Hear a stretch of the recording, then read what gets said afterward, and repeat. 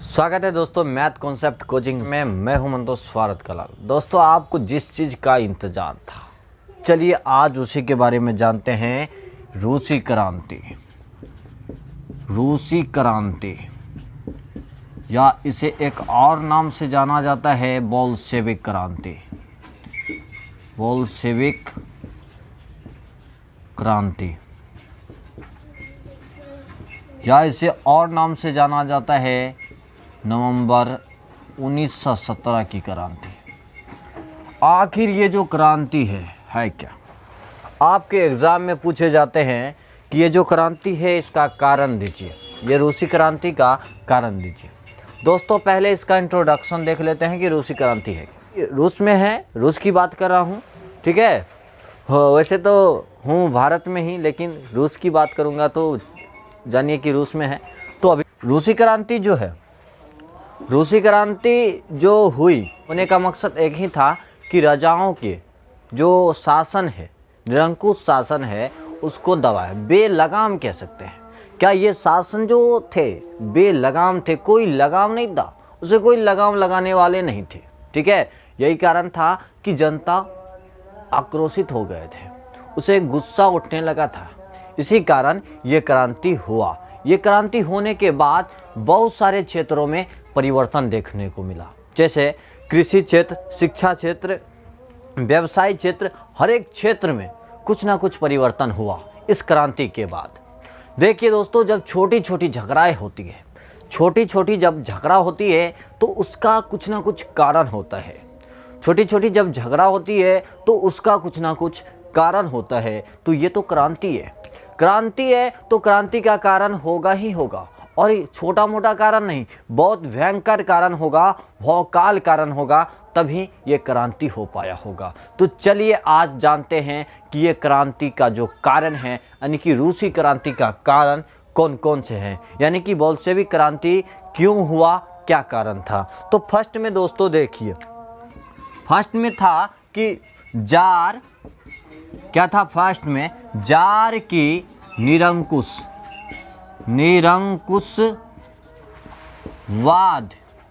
Jar की निरंकुशवाद एवं अयोग्य शासन। ये फर्स्ट कारण है, जार के निरंकुशवाद और अयोग्य शासन। चलिए थोड़ा कारण, ये सिर्फ एक लाइन पढ़ने से कुछ नहीं होने वाला है, इसको जड़ से जानेंगे कि ये कारण है क्या। चलिए, जैसा कि आपको पता है कि रूस में जो जार का अर्थ है, आपको पता हो या ना पता हो कोई दिक्कत नहीं, तो रूस में जो जार का अर्थ होता है, तो रूस में जार का अर्थ होता है सम्राट। क्या होता है? तो सम्राट होता है दोस्तों। जार का जो अर्थ है रूस में क्या होता है? तो सम्राट होता है, ठीक है। तो जार की निरंकुशवाद, यहाँ देखिए एक शब्द है निरंकुशवाद, इसी को कहते हैं बेलगाम, ठीक है। इनका जो शासन था बेलगाम, कोई लगाम नहीं। आपको पता है कि बेलगाम घोड़े की चाल कैसी होती है, तो बेलगाम शासन की शासन कैसा होगा। तो ये देखते हैं।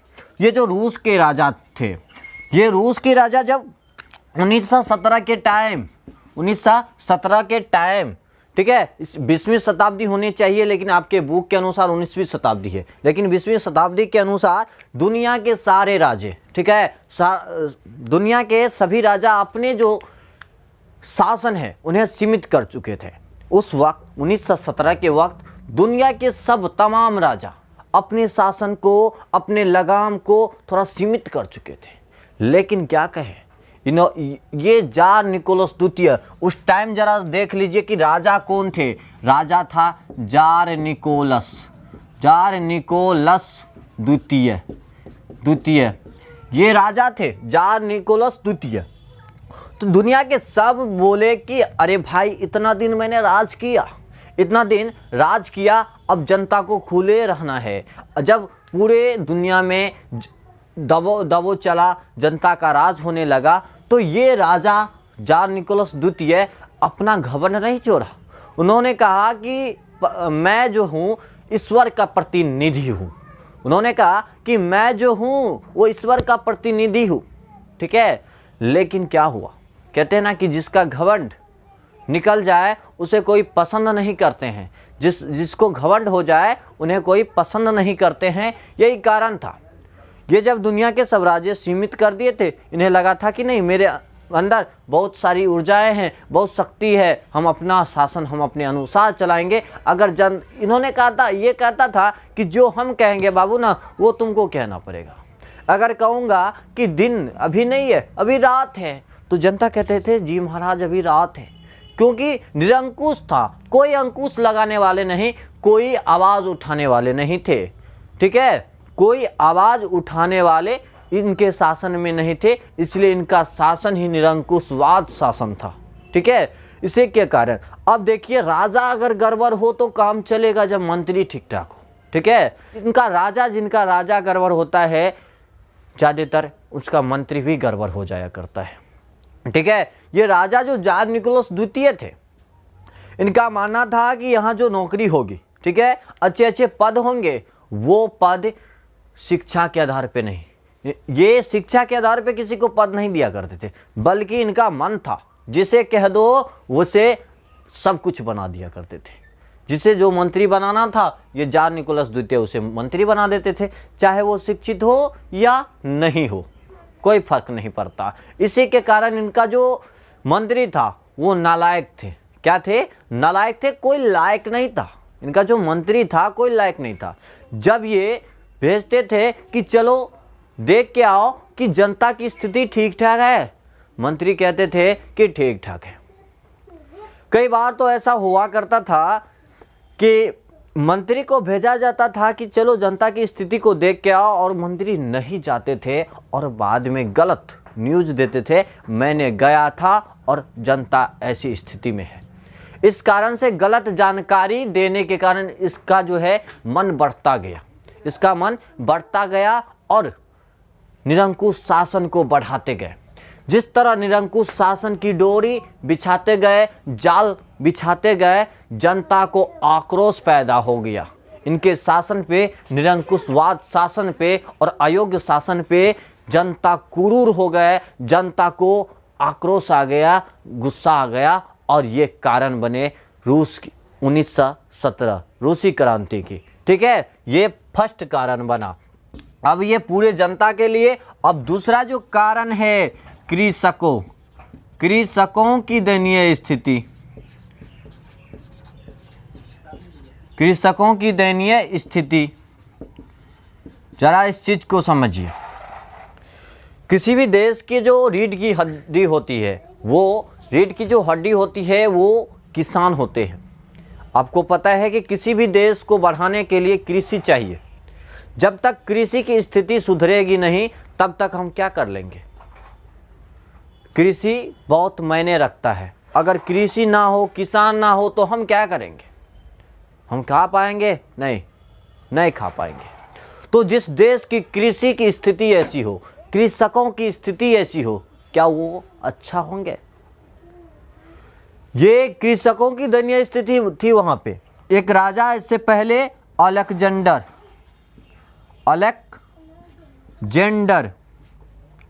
ये अलेक्जेंडर जी को थोड़ा किसानों पर दया आ गई, और उन्होंने क्या किया, 1861 में, याद रखिएगा ये ऑब्जेक्टिव में भी पूछा जाता है, 1861 में क्या किया, कृषक दास्ता खत्म कर दिया। क्या किया अलेक्जेंडर जी? क्या किए? 1861 में कृषक दास्ता खत्म कर दिए। थोड़ा समझिए कृषक दास्ता क्या होता है। जो किसान थे, उसमें जो किसान थे, ये दास्ता जब लागू था तो किसान अगर खेत करेंगे तो उसको वहाँ, उसके यहाँ जिसका खेत कर रहे हैं वहाँ दास बन के खटना पड़ेगा। ये ऐसी प्रथा थी, ऐसा ये नियम था। ठीक है, ऐसा ये नियम था, तो इसे अलेक्जेंडर जी खत्म कर दिए। जब इन्हें खत्म कर दिए तो भी कुछ असर नहीं देखने को मिला कि कुछ जनता, ये किसानों को लाभ हो, क्योंकि किसान के जो खेत थे बहुत छोटे छोटे थे। किसान के खेत बहुत छोटे छोटे थे, और उस पे जब ये अपना फसल उगाते थे, ठीक है, कर्ज लेकर के फसल उगाते थे, और वैज्ञानिक विधि से तकनीकी के साथ फसल नहीं उगाते थे। जरा बताइए कि तकनीकी के साथ अगर फसल नहीं उगाया जाए तो फसल जब लगाएंगे उससे जो उत्पाद निकलेगा, उससे जो प्रोडक्ट निकलेगा वो कितना निकलेगा। पता चलता था कि ये जो कर्ज लेकर के लगाए हैं किसान, कर्ज लेकर के जो लगाए हैं ना, उससे वो कर्ज भी नहीं टूट पाता था। जब कर्ज भी नहीं टूट पाता था तो किसान क्या हो गए, किसान को गुस्सा उठ गया।